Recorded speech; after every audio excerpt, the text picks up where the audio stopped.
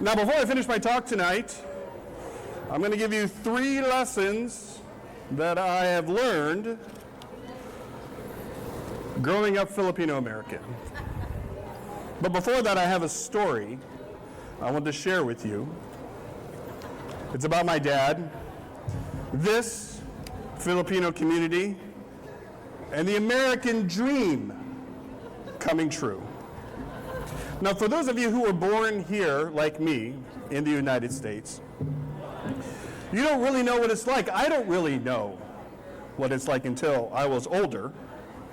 Just think, you're in your 20s, you leave your home to go to an entirely different country to work and for your career. And you go there, and you don't know anybody there. But there is a community of people who are there, who look like you, who talk like you, and are willing to help a complete stranger. The only thing you have in common is where you come from. And this happens to Filipinos all over the world that I've learned. It's amazing to learn that Filipinos are everywhere, including the US, South America, the Middle East, like Dubai, Europe, and of course Asia. Filipinos are everywhere around the world, and I think that's very cool. Don't you think it's very cool? Yeah. Yes.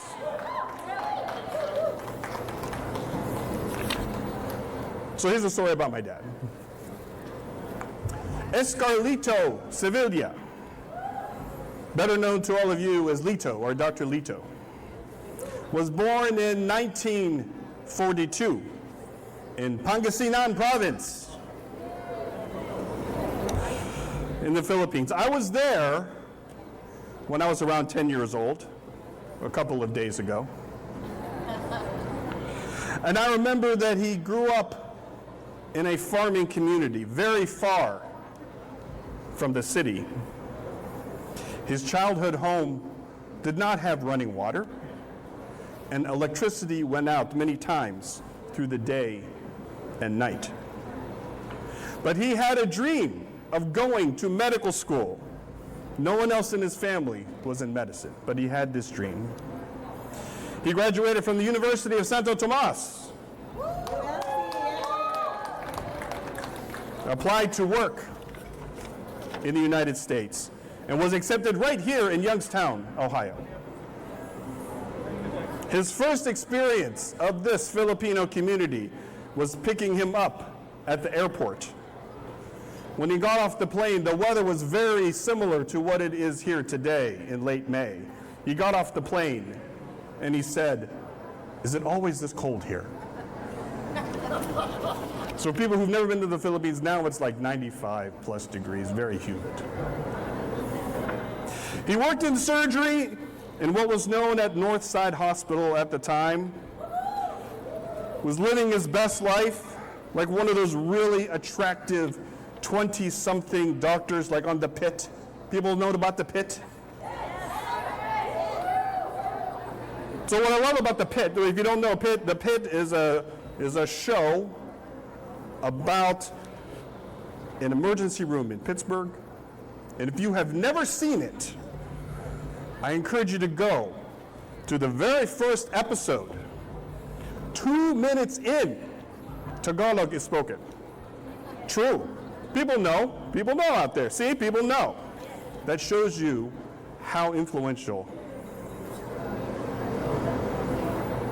Filipinos are. Anyway, back to my story. So one day in the early 1970s, my dad met this girl who was a lab technician at St. Elizabeth's Hospital in Youngstown. She lived at Youngstown State University. There is an apartment right across the street from Kilcawley Center, if people know where that's at. It's under construction now. Her name is Estrelita Jose. That was her maiden name. People know her as Lita. And I call her Mom. In the early 1970s, my mom would walk from YSU to St. E's. You would never do that today, but she would walk back and forth to work every day. My dad would tell me that he would pick up my mom in his 1967 Chevrolet Camaro for dates, which he borrowed from somebody in the Filipino community, so thank you for that. In 1971, they were married at St. Columba Cathedral in downtown Youngstown.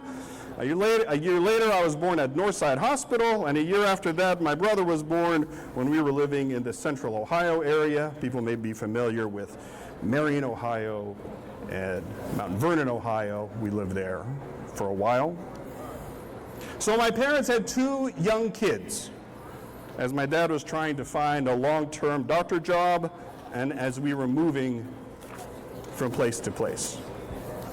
We landed in Memphis, Tennessee, where my dad did his fellowship to become an ear, nose, and throat doctor.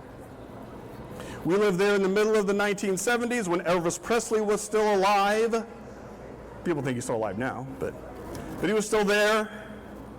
But my dad always wanted to come back to Youngstown.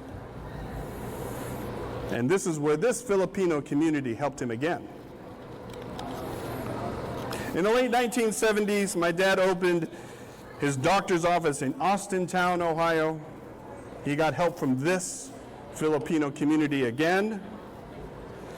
A leader in the Filipino community at that time co-signed his loan for his office, which was thousands of dollars, because they said they believe in this guy and that he'll be successful. Years later, I remember my dad telling me those first early years of business, he wasn't sure if he was going to make enough money to keep it open. But when you're Filipino, failure is not an option. Plus, this Filipino community did have faith in him, which gave him faith in himself. He had his 30-plus year career in medicine until he retired in 2011. And he told me when he retired that he lived the American dream. And this Filipino community helped him do that. So fast forward to the year of 2020. It was the pandemic. And 2020 was the year that my dad got sick. Many people thought that he passed away from COVID. That's not true. My dad passed away from cancer. It was brain cancer. For those of you who are medical, you may know the term glioblastoma, or cancer of the brain. Stage 4, which people know is impossible to beat. Everyone remembers how tough it was to do anything in 2020. It was really tough to get my dad to the doctor's office, as all of you know or remember. Everyone had to stay 6 feet apart. You could only go to the office 1 or 2 people at a time. It was hard to get tests done. When I brought my dad up to the Cleveland Clinic, you could only bring 1 person, and that was me. So when he had the diagnosis, I had to be the one to tell him that he had cancer and nothing could be done, and I had to tell my family that. We called in hospice to help care for him at home in his last days. He passed away just before Thanksgiving in 2020.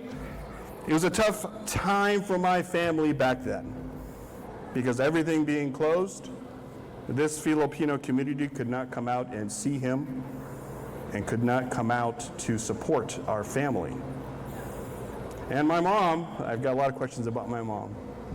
My mom is not here tonight. My mom is still very sad, and that's one of the reasons why she's not here tonight. So I would ask you to continue to keep her in your thoughts and prayers. I appreciate all those in the Filipino community who have reached out and tried to call her or text her. I continue to ask you to do that. I'm hoping to get her to the Christmas party this year, and I know this Filipino community can help me do that. Finally, as I close up my remarks, I remember when my dad was president of this organization. He was really happy and proud to be leader of Fineo. So thank you, all of you, for sharing your stories with me. I never really knew how great of a guy he was until I saw him through your eyes and through your great stories. Now, before I go, I did promise you something.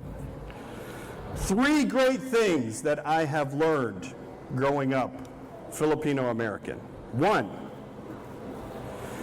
dream the biggest dream that you can, because it might come true.